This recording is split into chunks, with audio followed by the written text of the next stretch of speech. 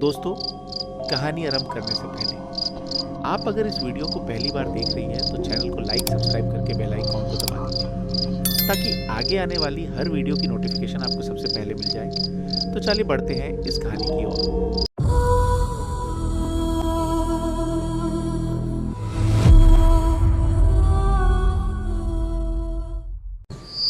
तो दोस्तों, ये कहानी है गांव झुरमुटपुर की, जहां शाम ढलते ही गांव में सन्नाटा फैल जाता है और लोग अपने घर के बाहर नहीं जाते थे। लोग कहते थे कि गांव के अंतिम सीमा पर जो खंडहर घर है, वहां कमला की आत्मा भटकती है। कोई नहीं जानता था कि कमला कौन थी, कहां से आया, लेकिन जो भी उस हवेली के पास गया वह या तो पागल हो गया या फिर लौट कर कभी नहीं आया। शहर में बढ़ी हुई विज्ञान के छात्र रघु को इन बातों पर यकीन नहीं था। शहर से आया हुआ रघु गर्मियों की छुट्टियों में अपने नाना नानी के गांव आया था। एक रात दोस्तों के साथ गप्पे मारते हुए बात खंडहर कमला घर पर आ गई। रघु ने हंसते हुए कहा, अरे भूत वूत कुछ नहीं होता, ये सब मन का वहम है। गांव के बुजुर्ग काका ने गंभीर स्वर में कहा, मत बोल बेटा, कमला, उसकी घर के नाम पर मजाक भी मत कर। वो गुस्से वाली डायन है, उसको मजाक पसंद नहीं। ये सभी बात सुनने के बाद रघु कुछ सोचने लगा और ठान लिया कि वह खुद जाकर देखेगा कि आखिर उस खंडर घर में है क्या। अगली रात चांदनी अमावस की तरह फीकी थी। रघु हाथ में टॉर्च और कैमरा लेकर वो खंडर घर की ओर चल पड़ा। दरवाजे पर पहुंचते ही एक अजीब सी ठंडक ने उसे घेर लिया।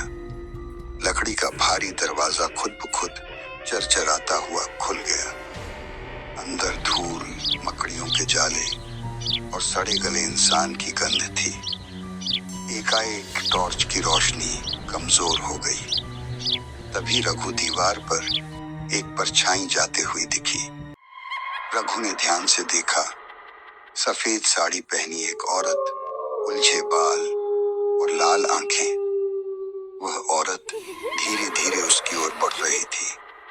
रघु की सांसें तेज हो गईं, पैर जैसे जम गए।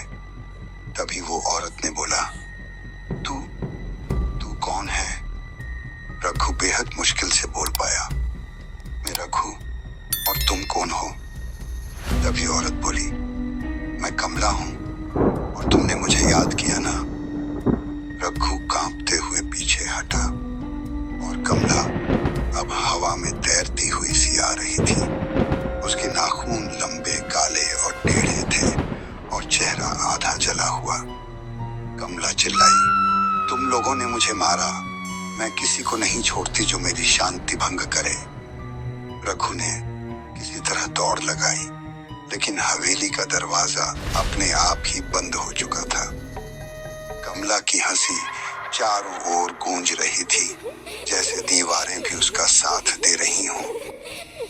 तभी रघु ने देखा एक पुरानी किताब जमीन पर गिरी थी। उसने जल्दी से उसे उठाया और पढ़ना शुरू किया।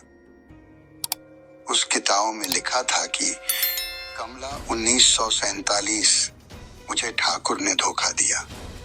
प्रेम का नाटक करके मुझे इस घर में बुलाया और फिर मुझे जिंदा जला दिया। मेरी आत्मा तब से यहीं कैद है। जो भी यहाँ आता है उसका अंत कर देती हूँ, लेकिन अगर मेरी अस्थियां गंगा में विसर्जित कर दी जाएं, तो मुझे मुक्ति मिल सकती है। रघु को जैसे इस मुसीबत का रास्ता मिल गया। अगली सुबह गांव वालों की मदद से हवेली के पीछे खुदाई की गई।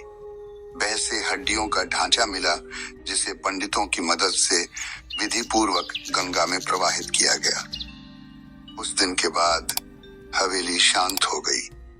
लोग कहते हैं उस रात कमला की चीख के बदले एक मीठी सी हंसी सुनाई दी, जैसे वह मुक्त हो गई हो। लेकिन लोग आज भी कहते हैं, अगर कोई फिर से हवेली में गया और कमला को भुला दिया, तो वो फिर लौट आएगी। तो दोस्तों, इस वीडियो में बस इतना ही। मैं आपका दोस्त दीपक जल्द ही मिलता हूँ फिर एक नई कहानी के साथ।